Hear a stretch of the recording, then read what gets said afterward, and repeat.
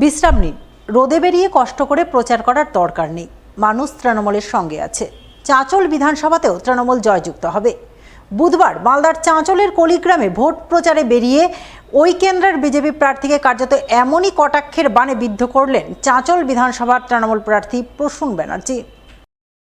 বিশ্রাম নিন, রোদে বেরিয়ে কষ্ট করে প্রচার করার দরকার নেই। মানুষ তৃণমূলের সঙ্গে আছে। চাঁচল বিধানসভাতেও তৃণমূল জয়যুক্ত হবে। বুধবার মালদার চাঁচলের কলিগ্রামে ভোট প্রচারে বেরিয়ে ওই কেন্দ্রের বিজেপি প্রার্থীকে কার্যত এমনই কটাক্ষের বাণে বিদ্ধ করলেন চাঁচল বিধানসভার তৃণমূল প্রার্থী প্রসূন ব্যানার্জি। এদিন তিনি চাঁচলের কলিগ্রামে অবস্থিত ঐতিহ্যবাহী শিব মন্দিরের পুজো দিয়ে এবং মাজারে চাদর চড়িয়ে ভোট প্রচার শুরু করেন। কলিগ্রামের বিভিন্ন এলাকায় ঘুরে ঘুরে বিভিন্ন এলাকায় ভোট প্রচার চালান। প্রচারের মাঝে সংবাদ মাধ্যমের মুখোমুখি হয়ে বলেন, মানুষ তৃণমূলের সঙ্গে আছেন, তাই বিজেপি প্রার্থীর হার নিশ্চিত। তাই বিজেপি প্রার্থী রোদে বেরিয়ে প্রচার করার পরিবর্তে বাড়িতে বসে বিশ্রাম নেওয়ার পরামর্শ দেন। যদিও তৃণমূল প্রার্থীর এই কটাক্ষের জবাব দিতে ছাড়েননি চাঁচলের বিজেপি প্রার্থী রতন দাস। তার বক্তব্য, তৃণমূল প্রার্থী আগে লোকসভায় দাঁড়িয়ে হেরেছেন, এবার বিধানসভাতেও হারবেন।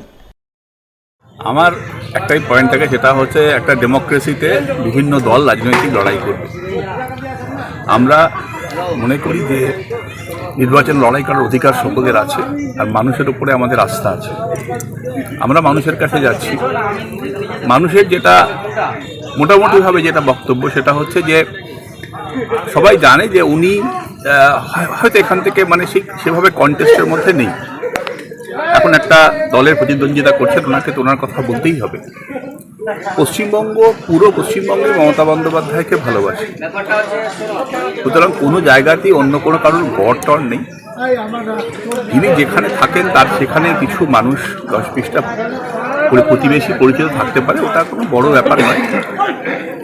আমি ওনাকে বলবো যে উনি বিশ্রাম নিন, অযথা রোদের মধ্যে বেরিয়ে কষ্ট করার দরকার নেই। মানুষ তৃণমূল কংগ্রেসের সঙ্গে আছে। সৌজন্য বজায় থাকবে রাজনীতিতে। আমি কখনো কারোর বিরুদ্ধে অসৌজন্যমূলক কথা ব্যবহার করার পক্ষপাতী নই, যতক্ষণ না অন্য পক্ষ প্রভোগ করে সেটা করার জন্য বাধ্য করে। তিনি লোকসভায় লড়েছেন, তিনি সব ভোট পেয়েছিলেন, তাহলে হারলো কি করে? একবার হেরেছে, দ্বিতীয়বার উনি হারার জন্য চাঁচল বিধানসভায় দাঁড়াচ্ছে। একজন লোকসভার প্রার্থী, তার লেভেলটা কত নিচুতে এসছে যে উনি আবার বিধানসভার প্রার্থী হয়েছেন।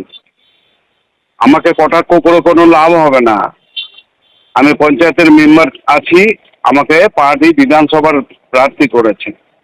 উনি লোকসভায় লড়াই করার পরে উনি আবার বিধানসভায় হেরে যাওয়ার পরে বিধানসভায় লড়াই করছে। তাহলে ওনার যে লেভেল, সেটা কতটা ডাউন হয়েছে না আপ হয়েছে, এটা আমি বলতে পারবো না। তবে আমি মনে করি পার্টি আমাকে অনেক উপরে আমাকে তুলেছে, এইটুকু। ভোট প্রচারে বেরিয়ে নজর কাড়লেন মালদার হরিশ্চন্দ্রপুর বিধানসভার বিজেপি প্রার্থী প্রাক্তন সৈনিক রতন দাস। প্রচারে গিয়ে হাত লাগালেন দিনমজুরের কাজে। বুধবার এমনই ভোট প্রচারে ছবি নজরে এলো হরিশ্চন্দ্রপুর বিধানসভার ভিঙ্গল গ্রাম পঞ্চায়েতের বৈরাট গ্রামে। এদিন তিনি ওই গ্রামে ডোর টু ডোর ভোট প্রচার করেন। প্রচারের সময় এক বাড়িতে গিয়ে বাড়ি নির্মাণে নিযুক্ত দিনমজুরদের কাজে হাত লাগান। নিজ হাতে ইট তুলে দেন রাজমিস্ত্রির হাতে। এছাড়াও বালি সিমেন্ট যুক্ত মশলা মাথায় তুলে পৌঁছে দেন রাজমিস্ত্রিকে। অভিনব এই ভঙ্গিতেই বুধবার ভোট প্রচার করে সকলের নজর কাড়েন হরিশ্চন্দ্রপুরের বিজেপি প্রার্থী রতন দাস।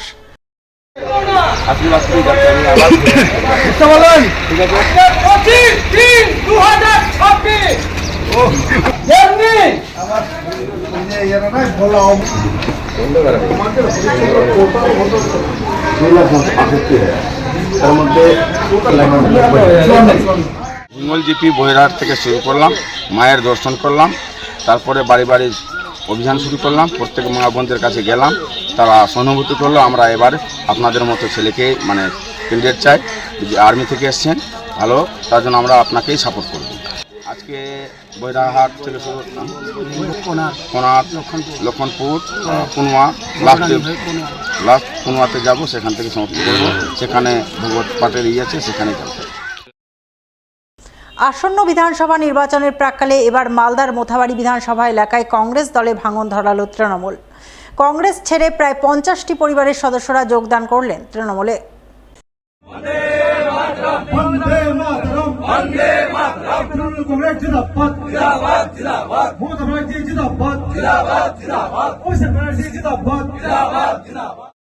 এদিন এই যোগদান কর্মসূচি অনুষ্ঠিত হয় মোথাবাড়ি বিধানসভার উত্তর লক্ষ্মীপুর এলাকায়। মোথাবাড়ির তৃণমূল প্রার্থী মোহাম্মদ নজরুল ইসলামের হাত থেকে দলীয় পতাকা নিয়ে কংগ্রেস ছেড়ে আসা 50টি পরিবারের সদস্যরা তৃণমূলে যোগদান করেন। এই যোগদানের ফলে উত্তর লক্ষ্মীপুর এলাকায় কংগ্রেস প্রায় নিশ্চিহ্ন হয়ে যাওয়ার দাবি করলেন তৃণমূল প্রার্থী নজরুল ইসলাম। যদিও জেলা কংগ্রেস নেতা ভূপেন্দ্রনাথ হালদারের বক্তব্য, কয়েকজন প্রলোভনে পড়ে দলবদল করলেও সাধারণ মানুষ কংগ্রেসের সাথেই আছেন, যা আসন্ন নির্বাচনে প্রমাণিত হবে। আমি ধন্যবাদ জ্ঞাপন করব উত্তর লক্ষ্মীপুর অঞ্চল তৃণমূল কংগ্রেসের নেতৃত্বকে, যে তাদের হাত ধরে এবং আমাদের মাধ্যমে আজকে যে কংগ্রেসের এতটুকু ছিল, কিছু ছিল না, কিন্তু যেটুকু ছিল ওই পরিবারে উত্তর লক্ষ্মীপুরের সভাপতি আছে কংগ্রেসের, ওই পরিবারে কংগ্রেসের মেম্বার আছে, তো তাদের পরিবার থেকে এবং 50টি পরিবার থেকে তারা আজকে ঝান্ডা ধরে তৃণমূল হয়েছে। অতএব কংগ্রেস উত্তর লক্ষ্মীপুরে প্রায় নিশ্চিহ্ন হয়ে গেল এবং মোথাবাড়ি 52তে ব্যাপক হারে লিড হবে তৃণমূল কংগ্রেসের। কেননা আমরা যেখানেই যাচ্ছি চারিদিকে মানুষের ব্যাপক উৎসাহ উদ্দীপনা। আলীনগরে বলেন, কালিয়াচক 1 বলেন, হামিদপুর বলেন, রাজনগর বলেন, পঞ্চন্দ্রপুর 2 বলেন, পঞ্চন্দ্রপুর 1 বলেন, বাঙ্গিটোলা বলেন, আজকে উত্তর লক্ষ্মীপুরে ব্যাপক উদ্দীপনা। শুধু সময়ের অপেক্ষা, মানুষ তৃণমূলকে ভোট দেওয়ার জন্য মুখিয়ে আছে। মমতা ব্যানার্জির উন্নয়নের বিকল্প কিছুই নেই এবং 226+ সিটে জিতে মমতা বন্দ্যোপাধ্যায় চতুর্থবারের জন্য মুখ্যমন্ত্রী হবেন, এটা নিশ্চিত। এসআইআর প্রসঙ্গে তো মাননীয় মুখ্যমন্ত্রী তিনি বলেছিলেন যে আমি বেঁচে থাকতে বাংলায় এসআইআর হতে দেব না। অন্যান্য রাজ্যে হয়েছে এসআইআর, কই পশ্চিমবঙ্গের মতো তো এরকম হয়নি। আমরাই তো বলতে চাইছি যে এই সরকার এসআইআর রুখতে ব্যর্থ। প্রকৃত যেভাবে এসআইআর হওয়া উচিত ছিল সেইভাবে এই রাজ্যে হয়নি। কিছুদিন আগে তো বিহারে হয়েছে, বিহারে তো કોઈ লজিক্যাল ডিসক্রিপেন্সির নাম আসেনি, বা এইভাবে মানুষকে বঞ্চিত রেখে ভোট করার এই প্রক্রিয়া তো হয়নি কোনো রাজ্যে। আজকে কংগ্রেসের নামে দোষারোপ করা হচ্ছে। তিনি এই রাজ্যের ক্ষমতা থেকে কি করলেন? 1, 2 নম্বর, যারা বলছেন তারা সুযোগ সন্ধানী, কোনো প্রলোভনের কাছে আত্মসমর্পণ করছেন।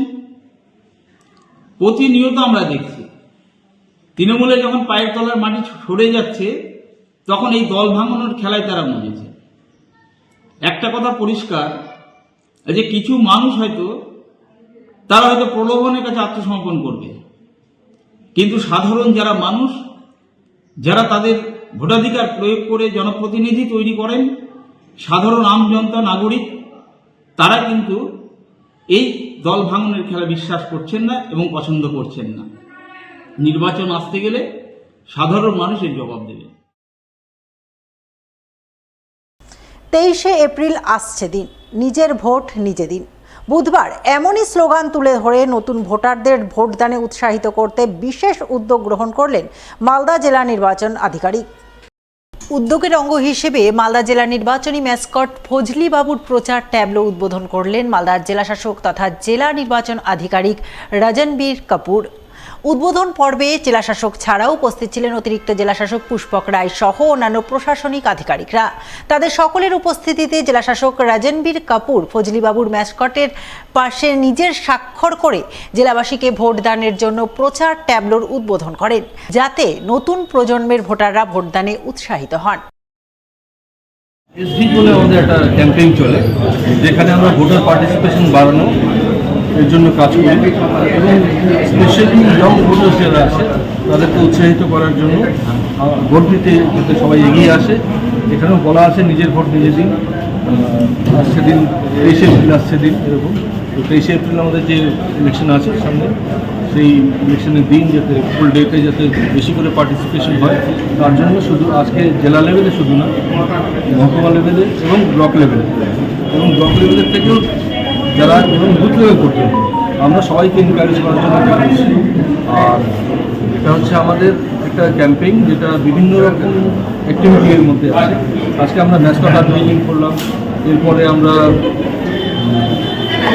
বিভিন্ন এসএইচজিকে ইনভলভ করবো, স্বনির্ভর দল যারা আছে তাদেরকে ইনভলভ করা হবে।